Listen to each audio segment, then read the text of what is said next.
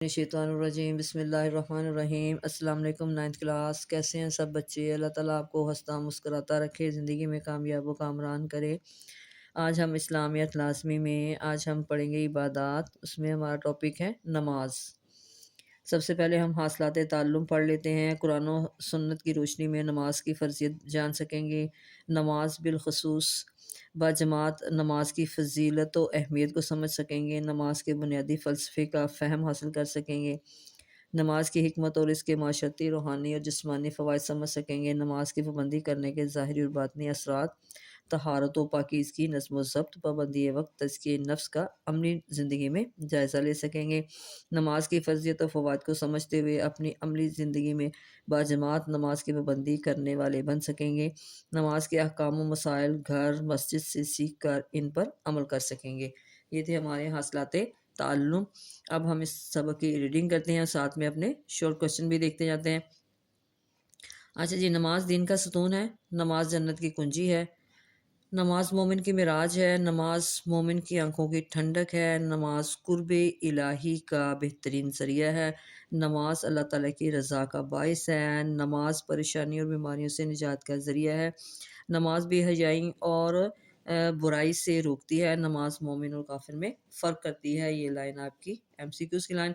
और इसमें हम सवाल बनाएंगे कि नमाज की चंद फजीलतें तहरीर करें। तो इसमें फिर आप बच्चों ये इसमें सारी ये लिख देंगे। नमाज दिन का सतून है। नमाज जन्नत की कुंजी है। नमाज मोमिन की मिराज है। नमाज मोमिन की आंखों की ठंडक है।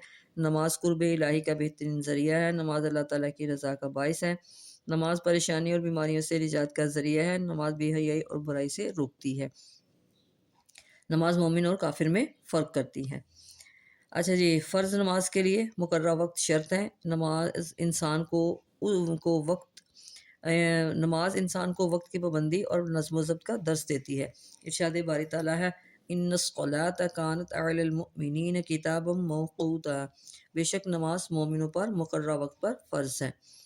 नमाज अदा करना अल्लाह रब्बुल इज़्ज़त की खुशनुदी का सबब है। अल्लाह ताला नमाज की वजह से गुनाहों को माफ़ फरमा देता है।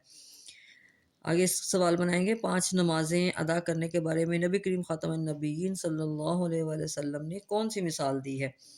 तो यहाँ पे हम आंसर लिखेंगे। नबी करीम ख़ातमुन नबिय्यीन सल्लल्लाहु अलैहि वसल्लम ने इरशाद की फरमाया, 5 नमाज़ों की मिसाल नहर की तरह है जिसका पानी साफ़ सुथरा और गहरा हो, जो तुम में से किसी के घर के सामने से गुजरती हो और वो इसमें हर रोज़ 5 मरतबा गुस्ल करता हो। क्या तुम ख्याल करोगे कि इसके जिस्म पर कोई मैल बाकी रहेगी? सहाबा कराम रज़ियल्लाहु तआला अन्हुम ने अर्ज़ की, नहीं। आप ख़ातमुन नबिय्यीन सल्लल्लाहु अलैहि वसल्लम ने इरशाद फरमाया, 5 नमाज़ें गुनाहों को इस तरह ख़त्म कर देती हैं जैसे पानी मैल को ख़त्म कर देता है। यहाँ तक इसका आंसर आएगा। उसके बाद आ गया जी, नमाज की बुनियादी शराइत बयान करें। यहाँ पे सवाल बनाएंगे, नमाज की बुनियादी शराइत बयान करें। तो आंसर में हम लिखेंगे, नमाज की दर्ज झैल बुनियादी शराइत हैं। नंबर 1, जिस्म का पाक होना, जगह का पाक होना, लिबास का पाक होना, सतर यानी जिस्म का ढांपना, क़िबला रूह होना, नमाज का वक्त होना और नीयत करना। यहाँ तक। अब आगे हम बनाएंगे सवाल, अरकान इस नमाज की तरतीब लिखें या नमाज से नज़्म व ज़ब्त का दर्स कैसे मिलता है। इनके 2 सवाल किसी तरह भी आपको आ सकता है। तो इसमें आंसर आपने यही लिखना है कि जब इंसान नमाज का आगाज़ करके तकबीर तहरीमा कहते हुए नमाज में दाखिल होता है। कौन सी हम तरतीब है जी? पहले क़ियाम, क़रात, रुकू, रुकू सुजूद, क़ादा, जलसा और इस्लाम तरबियत के साथ लाजिम है। अरकान नमाज की ये तरतीब और इसकी पाबंदी हमें नज़्म व ज़ब्त का दर्स देती है। यहाँ तक आंसर आएगा। अच्छा जी, आ गया जी, इनफरादी नमाज के साथ साथ बाजमात नमाज अदा करने की बहुत फजीलत है। यहाँ पे सवाल बनाएं, बाजमात नमाज के बारे की फजीलत के बारे में नबी करीम ख़ातमुन नबिय्यीन सल्लल्लाहु अलैहि वसल्लम ने क्या इरशाद फरमाया। आंसर में लिखेंगे, इनफरादी नमाज के साथ साथ बाजमात नमाज अदा करने की बहुत फजीलत है। नबी करीम ख़ातमुन नबिय्यीन सल्लल्लाहु अलैहि वसल्लम ने इरशाद फरमाया, बाजमात नमाज के लिए बाजमात नमाज अकेले नमाज से 27 दर्जे अफजल है। यहाँ तक आएगा आपका।